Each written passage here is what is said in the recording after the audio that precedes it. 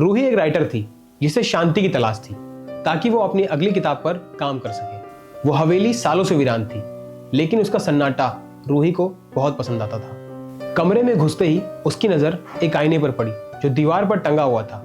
उस आईने पे ना कोई धूल ना कोई दरार, जैसे उस आईने को रोज कोई साफ करता हो। पहली रात जब उसने खटखटाहट की आवाज सुनी तो वो खटखटाहट उसके बगल के कमरे से आ रही थी। दूसरी रात फिर से वही आवाज आई, लेकिन इस बार रूही ने आईने में देखा कि कोई परछाई उसमें चल रही है, लेकिन कमरे में कोई नहीं था।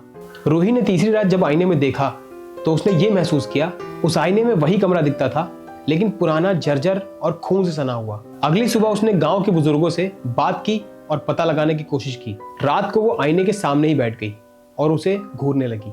अचानक वो आईना धुंधला हो गया। फिर रूही ने उस औरत के मुंह से सुना, तुम मेरा नाम ले लो। वो आईने वाली औरत मुस्कुराई और उसकी वो मुस्कुराहट इतनी भयानक थी कि रूही घबरा के कांपने लगी।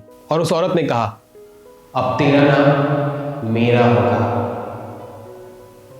अगले दिन हवेली खाली पड़ी थी। रूही कहीं नहीं थी, बस उस कमरे में आईना अकेला पड़ा हुआ था।